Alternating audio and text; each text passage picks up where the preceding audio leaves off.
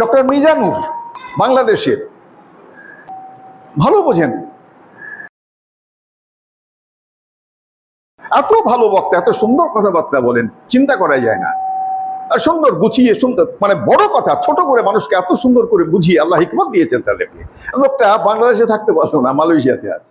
Doctor Zakir Naik, আল্লাহ পাক তাকে ঢেলে জ্ঞান দিয়েছেন, অস্বীকার করার কিচ্ছু নেই। এবং কোনো সমস্যা যতই জটিল হোক, খুব সহজ ভাষাতে তিনি তা পরিষ্কার করে দেন। লোকটি তার দেশে থাকতে পারেনি, মালয়েশিয়াতে আছে। মানে যারা দিনের কথা, কোরআনের কথা, হাদিসের কথা প্রচার করবে, শত্রু সংখ্যা প্রচুর হয়ে যায়। মানুষের সাথে কিভাবে কথা বলবেন, একটা পশুর সাথে কি ব্যবহার করবেন, একটা কুকুরের সাথে কি ব্যবহার করবেন, এভরিথিং, সমস্ত সবকিছুটা আল্লাহ পাক কোরআনের মাধ্যমে আর তার রসুল হাদিসের মাধ্যমে সব শিক্ষা দিয়েছে। 1 মাইল দূরের থেকে একটা চড়ক তৈরি করে হযরত ইব্রাহিম আলাইহিস সালামকে আগুনে ফেলার পরিকল্পনা তৈরি করা হলো। শাস্তি, যেহেতু তাদের দেবতাকে ও ভেঙেছে, তাই ওকে আগুনে পুড়িয়ে খাক করে দেবে, ছাই করে দেবে। আউযু বিল্লাহি মিনাশ শাইতানির রাজিম, বিসমিল্লাহির রহমানির রহিম।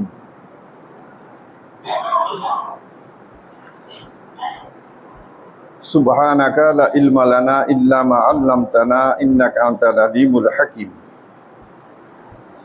বিসমিল্লাহির রহমানির রহিম। রব্বি ইশরাহ লি সাদরি ওয়া ইয়াসসির লি আমরি ওয়াহলুল উকদাতাম মিন লিসানি ইয়াফকাহু কাওলি। আলহামদুলিল্লাহি কাফা ওয়া সালামুন আলা ইবাদিহিল্লাযিনা ইসতাফা ফা আম্মা বাদ। সমস্ত প্রশংসা, গুণকীর্তন ওই আল্লাহ পাকের জন্য, যে আল্লাহ পাক দুনিয়ার কাজকে ত্যাগ করে আল্লাহ পাকের ইবাদত করার জন্যই, আল্লাহ পাকের হুকুমকে পালন করার জন্যই আজকে পবিত্র জুমার দিনে জুমার নামাজ তথা আই খুতবা, বয়ান, কথাগুলো শোনার জন্য আসার তৌফিক দান করেছেন। আমরা সে কারণে আল্লাহ পাকের প্রশংসা কীর্তন করি বলে আলহামদুলিল্লাহ। তাজদারে মদিনাতুল আমিনা সাইয়্যিদুল আউয়ালিন ওয়াল আখিরিন ইমামুল আম্বিয়া হযরতে মুহাম্মদ সাল্লাল্লাহু আলাইহি ওয়াসাল্লাম, তাঁর শানে হাজারো হাজার কোটি কোটি দরুদ শান্তির দ্বারা বর্ষিত হোক বলি আল্লাহুম্মা আমিন। আমরা গত 2 জুমা ধরে পরিবেশগত দিক, আল্লাহ পাক কিভাবে চলতে বলেছেন, শুধু তাই নয়, আত্মীয়দের সঙ্গে কি ব্যবহার করতে বলেছেন, সেখান থেকে ক্ষান্ত নয়, সাধারণ মানুষের সাথে কত মিষ্টি করে কথা বলতে হবে। ইসলাম এমনই একটা ধর্ম, ইসলাম এমনই একটা জিনিস যে প্রতিটি জিনিস, আপনি খাবেন কি করে, আপনি পিচ্ছাপ করবেন কেমন করে, আপনি পায়খানাতে কেমন করে যাবেন, মানুষের সাথে কিভাবে কথা বলবেন, একটা পশুর সাথে কি ব্যবহার করবেন, একটা কুকুরের সাথে কি ব্যবহার করবেন, এভরিথিং, সমস্ত সবকিছুটা আল্লাহ পাক কোরআনের মাধ্যমে আর তার রসুল হাদিসের মাধ্যমে সব শিক্ষা দিয়েছেন। আজকে যে ইসলামকে এ কারণে বলা হয় যে তোমরা রব চাহে জিন্দিগি বানিয়ে নাও, মন চাহে জিন্দিগি নয়। তোমার মুখ আছে বলেই যা খুশি বলবে না, এই অধিকার ইসলাম দেয়নি। রব যেভাবে চলতে বলেছেন, আল্লাহ যেভাবে চলতে বলেছেন, আল্লাহ যেভাবে বলতে বলেছেন, সেইভাবে চলো। এইটাকে নিয়ে 2 সপ্তাহ কথা হয়েছে। আজকে আল্লাহর হুকুম পালন করার জন্য যে নীতিগত দিক আছে, বিধানগত দিক আছে, সেইটা নিয়ে একটা জুমাতে হবে না, 2 জুমা লেগে যাবে। সেটা কি? আজকে জিলকদ মাসের 15 তারিখ। সামনে কি মাস আসছে? জিলহজ মাস।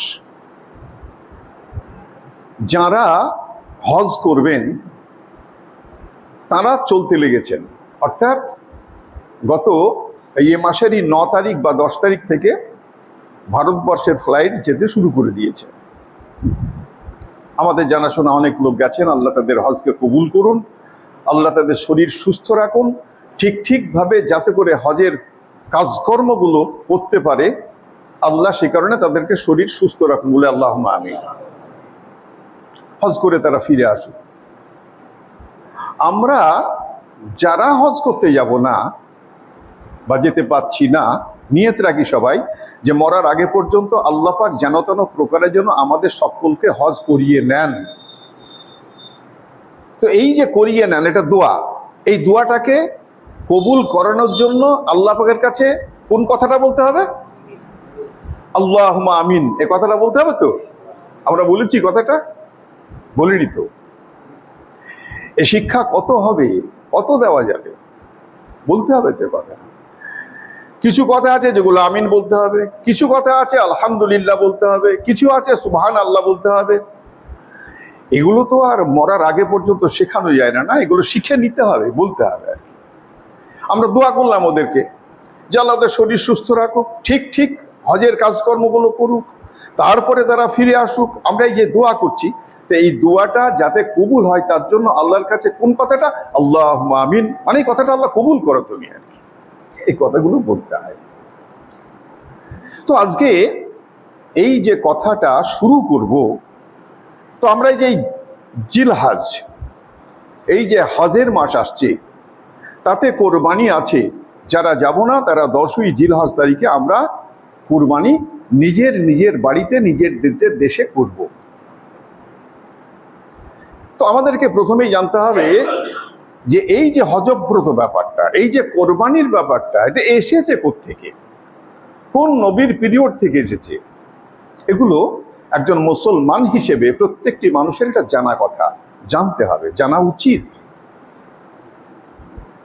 তবেই তো কাজের মধ্যে আগ্রহ আসবে আর কি। যখন যে সময় আসে তখন সেই বিষয় নিয়েই কথা বলা হয়। তো কোত্থেকে এসেছে সেইটা বলতে গিয়ে সূরা বাকারার 124 নম্বর আয়াতে আল্লাহ পাক একটা কথা বললেন, যে নবীকে দিয়ে এই কাজটা সম্পন্ন করবেন তার পরীক্ষা নেওয়া। তো সেই পরীক্ষা নিতে গিয়ে আল্লাহ পাক সূরা বাকারার 124 নম্বর আয়াতে কি বললেন? ওয়া ইজতালা ইব্রাহিমা রাব্বুহুম কালিমাতিন ফা আতাম্মাহুন্না। তারপরে পরেই আবার আল্লাহ পাক বললেন, কালা ইন্নী জাইলুকা লিন্নাসি ইমামা। বললেন, আমি ইব্রাহিমের কাছে কতগুলো পরীক্ষা নিয়েছিলাম এবং সে সমস্ত পরীক্ষাতে পাশ করেছিল। আমি সে কারণে তাকে এ কথা বলেছিলাম যে যেহেতু তুমি সব পরীক্ষাটাতেই পাশ করেছো, আর এই পাশ করার কারণেই তোমাকে যে আমি উপঢৌকন দেব, তোমাকে যে সার্টিফিকেশনটা করব, সেই সার্টিফিকেশনটা হচ্ছে এই যে পৃথিবীতে আমি যত মানুষ পাঠাবো এই সমস্ত মানুষের তোমাকে নেতা বানিয়ে দেব। সে কারণেই আমরা হযরত ইব্রাহিম আলাইহিস সালামকে জাতির পিতা বলি এবং তিনি আমাদের নেতা। আর তার বংশধরের মধ্য থেকেই আমাদের শেষ নবী হযরতে মুহাম্মদ সাল্লাল্লাহু আলাইহি ওয়াসাল্লাম জন্মগ্রহণ করেছেন। আমি প্রথম পরীক্ষাটার কথা বলি, অনেকগুলো পরীক্ষা। তো অনেকগুলো পরীক্ষার মধ্যে 10 থেকে 30টার পরীক্ষার কথা বলা হয়েছে। কোরআনের মধ্যে 30টা পরীক্ষার কথাই এসে গেছে। সূরা তাওবার মধ্যে 10টা, সূরা আযহাবের মধ্যে 10টা, সূরা মুমিনুনের মধ্যে 10টা, 30টা। এই 30টা, এর পরেও তো অনেক পরীক্ষা আছে। সমস্ত পরীক্ষাতে আমাদের পিতা হযরতে ইব্রাহিম আলাইহিস সালাম পাশ করে গেছেন, উত্তীর্ণ হয়েছেন, কোনোটাতে ফেল করেননি। হযরতে ইব্রাহিম আলাইহিস সালাম বললেন, ইয়া আল্লাহ, তুমি কি আমাকে পুরস্কৃত করবে বা আপনি আমাকে পুরস্কৃত করবেন, আপনি আমাকে জাতির নেতা বানিয়ে দেবেন, তো আমার বংশধর। আল্লাহ পাক বললেন যে কথাটা, এই কথাটা খুব ভালো করে শুনি। এই কথাটা ছোট্ট কিন্তু এর মর্মার্থ অনেক বড়। বললে, হ্যাঁ ইব্রাহিম শোনো, যারা পরহেজগার তোমার সন্তান সন্ততির মধ্য থেকেই যারা আমাকে মাননে বলা হবে, দিনকে মেনে নেবে, ইসলামকে মেনে নেবে, আমি তাদের মধ্যে থেকে কাউকে কাউকে নবী বানিয়ে দেব। কিন্তু যারা আমার দিনকে মানবে না, তারা এর ধারে কাছে এসেও পৌঁছতে পারবে না। এখান থেকে একটা জিনিস আমরা বুঝতে পারলাম, যেটা যে আল্লাহ পাকের যে সমস্ত নির্দেশাবলী আছে, সেই নির্দেশাবলীগুলো মেনে যদি চলতে পারি, তো আমি আল্লাহওয়ালা হয়ে যাব। আর আল্লাহওয়ালা যদি হয়ে যায়, নবীদের মতন তার পুরস্কার হয়েছে, আমরা সাধারণ মানুষ, আমাদের মতো আমাদের পুরস্কার হবে। আল্লাহ পাক প্রত্যেক মানুষকেই পুরস্কার দেবেন। প্রথম পুরস্কার কি, খুব ভালো করে দেখি, বুঝি। হযরত ইব্রাহিম আলাইহিস সালাম তিনি যখন আছেন, নবী হয়েছেন, দাউদ পৌঁছতে বলল কোথায়? নমরুদের কাছে। এটা প্রথম পরীক্ষা। আল্লাহ পাক বললেন, ইব্রাহিম যাও নমরুদের কাছে, আমার একত্ববাদের কথাটা ওকে শোনাও গিয়ে। অথচ হযরত ইব্রাহিম আলাইহিস সালাম এসেছেন যারা মূর্তি পূজারী, তাদের ঘর থেকে। হযরত ইব্রাহিম আলাইহিস সালামের পিতা তিনিই মূর্তি পূজারী ছিলেন, আর নমরুদের যে রাজবংশীয় সেখানকারই পুরোহিত ছিলেন, তার সাথেই থাকতেন। হুকুম করলেন, প্রথম পরীক্ষা, ইব্রাহিম, আল্লাহ পাক বলছেন যাও ওকে একত্ববাদের কথা বলো, আমি ছাড়া কোনো মাবুদ নাই কথা বলো। ও কখনো মাবুদ নয়, বা পূজারী যে সমস্ত মূর্তি নিয়ে পুজো করে তারাও মাবুদ নয়, এই কথাটা তুমি বলো। বারবার হযরত ইব্রাহিম আলাইহিস সালাম নমরুদের কাছে দাউদ পেশ করেছে। এরই ফাঁকে একটা কথা বলে রাখি, যে এই যে দাউদ পেশ করা, কোরআন এবং হাদিস নিয়ে কথা বলা, এই যে কত কষ্টকর ব্যাপার, এ শত্রু অনেক বেশি হয়ে যায়, প্রচুর শত্রু হয়ে যায়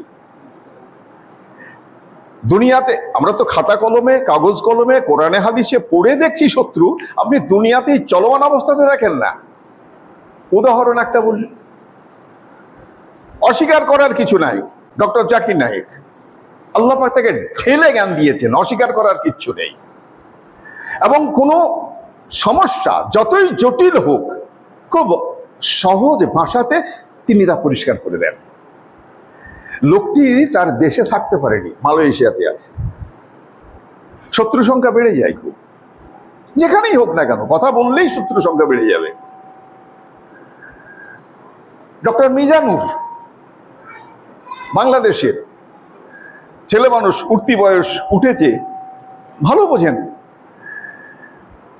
এবং তিনি আরবের বিশ্ববিদ্যালয়ের ছাত্র, ডক্টরেটের উপাধি লাভ করেছেন। এত ভালো বক্তা, এত সুন্দর কথাবার্তা বলেন, চিন্তা করা যায় না। আর সুন্দর গুছিয়ে, সুন্দর, মানে বড় কথা ছোট করে মানুষকে এত সুন্দর করে বুঝিয়ে আল্লাহ হিকমত দিয়েছেন তাদেরকে। লোকটা বাংলাদেশে থাকতে পারলো না, মালয়েশিয়াতে আছে। মানে যারা দিনের কথা, কোরআনের কথা, হাদিসের কথা প্রচার করবে, শত্রু সংখ্যা প্রচুর হয়ে যায়। তো ইব্রাহিম আলাইহিস সালামকেও তাই বলা হলো, সেটাকে কতটুকু মান্যতা দিতে পারে ইব্রাহিম, তবেই তাকে নেতা বানানো যাবে। একদম পুড়িয়ে ঝাঁঝ করে, ঝাওয়া করে ঠিক করে নেওয়া আর কি, যে মালটা কতটা ঠিক জায়গায় থাকতে পারে। আল্লাহ তো সব জানে, জানা সত্ত্বেও আল্লাহ পাক তার পরীক্ষা নেওয়া। সে পরীক্ষাকে নিয়ে আল্লাহ, এটা কোনো স্কুল কলেজ মাদ্রাসাতে পড়ে যে এডুকেশন আসে, ওখান থেকে এগুলো হবে না। এই যে আত্মাকে পুড়িয়ে কয়লা করে তার পরীক্ষা দেওয়া, এটা আল্লাহ পাক স্বয়ং নেন আর কি। তো বারবার বলার সত্ত্বে যখন পুজো করা ছাড়ছে না নমরুদ, তো একটা দিনের কথা, সব একটা মেলায় যাবে, ইব্রাহিম আলাইহিস সালামকেও বলা হলো যে তুমি এসো। হযরতে ইব্রাহিম আলাইহিস সালাম বললেন, আমি মানসিক দিক দিয়ে অসুস্থ, আমি যাব না। এই একটা কথা, মানসিক দিক দিয়ে অসুস্থ, এটা খুব ঠিক কথা, কিন্তু এই কথাটার জন্যই কিয়ামতের মাঠে যখন সাধারণ মানুষেরা ডাক দিতে যাবে যে হে ইব্রাহিম, তুমি আমাদের পিতা, এসো আল্লাহর কাছে ফরিয়াদ করো, তুমি আমাদেরকে জন্য সুপারিশ করো, তো ওই এই কথাটাই বলবে যে আমি একটা সময় একটু মিথ্যে কথা বলেছিলাম যে আমি অসুস্থ, কাছে কাছে আমার কথা চলবে না, তোমরা মোহাম্মদের কাছে যাও। কতটা এরা পাকাপুক্ত, মানে কতটা মানে পুড়ে ছাই হয়ে একেবারে শক্ত হয়ে গেছে। তো সবাই চলে গেল। যে ঘরে মূর্তিগুলো থাকে, হযরতে ইব্রাহিম আলাইহিস সালাম গেলেন একটা কুড়াল কাঁধে নিয়ে, সমস্ত ছোট ছোট মূর্তিগুলোকে ভেঙে দিলেন, বড় মূর্তির কাঁধে কুড়ালটাকে রেখে চলে আসলেন। মেলা থেকে আসলো নমরুদ, তার পিতাও আছে, বাড়ির সবাই আছে। ঘরে ঢুকে দেখছে এই কুকর্ম। বললো এ কাজ কে করেছে? তাহলে বাড়িতে ইব্রাহিম ছিল, ওই করেছে। ডাকা হলো। হযরতে ইব্রাহিম আলাইহিস সালামকে বলা হলো, তুমি এই কাজ করেছো কেন? হযরতে ইব্রাহিম আলাইহিস সালাম বললেন, কি বলছেন আপনারা? আমি কেন ও কাজ করতে যাব? আপনারা যার পুজো করেন সেই দেবতাকে যদি কেউ মেরে থাকে, ভেঙে থাকে, তা আপনার ওই বড় পুজো, বড় দেবতা, তাকেই জিজ্ঞেস করুন না। সে জিজ্ঞেস করলে বলে দেবে যে এগুলো কে ভেঙেছে। যদি আমি ভেঙে থাকি তো ও আমার নাম করে দিক। নমরুদ বলল, কি পাগলার মতন কথা বলছে, এর মুখে কথা আছে নাকি? এ কি করে বলবে? হযরত ইব্রাহিম আলাইহিস সালাম বললেন, ওর মুখেই যদি কথা নাই, ওকে মেরেছে, ও যদি নাই বলতে পারে, তা তুমি ওকে দেবতা মানছো কেন? এই কথার উত্তরে তার উত্তর নাই, বলতে পারছে না কিছু। তো কথা তো খুব ঠিক কথা, যে তাই তো, যার মুখে বাকশক্তি নেই, যাকে মেরে গুঁড়ো করে দিলে যে উত্তর দিতে পারে না, তা তার পুজো করা কি ব্যাপার? কিন্তু সে তো তখনকার বাদশাহ, সে তো রাজা, তার উপর দিয়ে তো কথা চলবে না। হুকুম হয়ে গেল কি, আগুন তৈরি করো। সময় হাতে কম, খুব ছোট করে বলছি। তো প্রচুর পরিমাণে আগুন, এবং সেটা এক দিন নয়, মাসাধিক কাল ধরে আগুনকে জ্বালিয়ে জ্বালিয়ে নীল বর্ণ করা হলো। এতই তাপ, কয়েক মাইল দূরের থেকে যাওয়া যায় না, এত তাপ আর কি। তো কয়েক মাইল দূরের থেকে একটা চড়ক তৈরি করে হযরতে ইব্রাহিম আলাইহিস সালামকে আগুনে ফেলার পরিকল্পনা তৈরি করা হলো। শাস্তি, যেহেতু তাদের দেবতাকে ও ভেঙেছে, তাই ওকে আগুনে পুড়িয়ে খাক করে দেবে, ছাই করে দেবে। পরিকল্পনা সব ঠিকঠাক হলো, ফেলবে। হাদিসের মধ্যে সব এরকম এসেছে, কিতাবের মধ্যে এরকম এসেছে। ফেরেশতারা আসছেন, জিজ্ঞেস করছেন যে ফেরেশতা ঝড় তুফান বহনকারী, বললে আপনি হুকুম করুন, আমি এখানে ঝড় উঠিয়ে দেব, আর এই আগুন যারা প্রজ্বলিত করেছে তাদেরকে পুড়িয়ে ছাই করে দিই। পাহাড় দেখভাল করার ফেরেশতা এসে বললেন, হে ইব্রাহিম আলাইহিস সালাম, আল্লাহর বন্ধু খলিল, আপনি বলুন, আমরা সমস্ত পাহাড়কে আমরা হুকুম করি চেপটি ওদেরকে মেরে দিক। প্রতি উত্তরে ইব্রাহিম আলাইহিস সালাম একটি কথাই বলেছিলেন, যে আল্লাহ আমাকে খলিল উপাধি দিয়েছে, আল্লাহ আমাকে বন্ধু বলে স্বীকার করে নিয়েছে, তো আমি কারুর সাহায্য কেন নেব? আমি যে বিপদগ্রস্ত, আমার আল্লাহ কি ওটা দেখতে পাচ্ছে না? আমার আল্লাহ যদি আমাকে তার উপকার করার মানসিকতা থাকে, আমাকে দেখভাল করার মানসিকতা থাকে, তো আল্লাহ পাক নিজেই দেখছেন, নিজেই করবেন, আমি কারোর উপকার চাই না। এই কথাটা যখন বলা হলো, তো আল্লাহ পাক সূরা আম্বিয়ায়ে 69 নম্বর আয়াতের মধ্যে বলে দিল, কুলনা ইয়া নারু কুফি বারদান ওয়া সালামান আলা ইব্রাহিম। কুল মানে বলা, বললে কুলনা, বলল আল্লাহ পাক কাকে? ইয়ানার, এই আগুন, তুমি শোনো খুব ভালো করে। কি শোনো? বারদা, শীতল হয়ে যাও, ঠান্ডা হয়ে যাও। কার জন্য? আমার ইব্রাহিমের জন্য। শোনো, এমন ঠান্ডা হয়েও না যাতে বরফের নাই আবার কষ্ট পাই। তাহলে কি হবো? তাহলে সালামান, অর্থাৎ শান্তি, যেখানে এয়ার কন্ডিশন হয়ে যায়, না গরম হবে না ঠান্ডা হবে। কুলনা ইয়া নারু কুফি বারদান ওয়া সালামান ইব্রাহিমা, অর্থাৎ আল্লাহ পাক হুকুম করলেন আগুনকে, তুমি আমার দোস্ত, তুমি আমার খলিল, আমার বন্ধুর জন্য এমন ঠান্ডা হয়ে যাও, এমন শীতল হয়ে যাও, যাতে করে সেটা শান্তি হয়, এয়ার কন্ডিশন হয়ে যায়, যেন আগুনের চোট আমার বন্ধুর গায়ে না লাগে।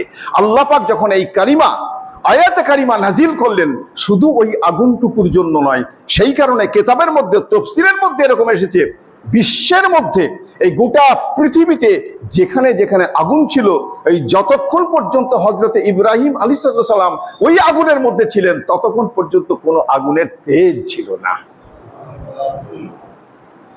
আগুন পানির মতন ঠান্ডা হয়ে গেছে। আল্লাহ পাক হযরতে ইব্রাহিম আলাইহিস সালামকে এই পরীক্ষা নিলেন, এই পরীক্ষাতে তিনি পাশ করে গেলেন। আগুন থেকে কি করে বেরিয়ে আসলো? যেন ফুলের মালা পরে ওখান থেকে বেরিয়ে আসছে। এই একটা পরীক্ষা, এই 1 নম্বর পরীক্ষা। আজকে আমি 1 নম্বর পরীক্ষাটাই বললাম। দ্বিতীয় পরীক্ষাটা, মানে বেশি পরীক্ষা বলতে গেলে কোরবানির ব্যাপারটাই চলে যাবে, থাকবে না। সেই কারণে আগামী জুম্মাতে যে কি করে কোরবানির সিলেবাসটা আসলো, সেই পরীক্ষাটা, বা হাজেরাকে কি করে মক্কায় আনা হলো, কাবা ঘর কি করে তৈরি করা হলো, এইটা আগামী জুম্মাতে হবে। আর আমরা সবাই এখন থেকে প্রস্তুতি নিয়ে নিই যে ইংরেজি 17 তারিখ হবে আর জিলহজের 10 তারিখ হবে, যা আজ থেকে 23 দিন বাকি আছে। আমাদেরকে হালাল পন্থাতে রোজগার করে এই কোরবানি করতে হবে। সেই কোরবানি একাকি একটা ছাগলে করা যেতে পারে, একটা গরুতে 7টা ভাগ দেওয়া যেতে পারে। নিজেদের মধ্যে যত হালাল পয়সায় রোজগার আছে দেখে শুনে এইভাবে কোরবানি করতে হবে। আগামী জুমাতে বলবো ইনশাআল্লাহ। সেই কারণে আমরা এই যে জিলহজ মাস আসছে, এটা জিলকদ মাস, তো জিলহজ মাসে যে কোরবানি আসছে, যে কথাটা শুরু করলাম, আগামী জুম্মাতে হয়তো শেষ করব, যেন সবাই আমরা এই ইবাদতটা পালন করতে পারি। আল্লাহ যেন আমাদের সকলকে তৌফিক দিন, বলে আল্লাহুম্মা আমিন। ওয়া আখিরু দাওয়ানা আনিল হামদুলিল্লাহি রাব্বিল আলামিন।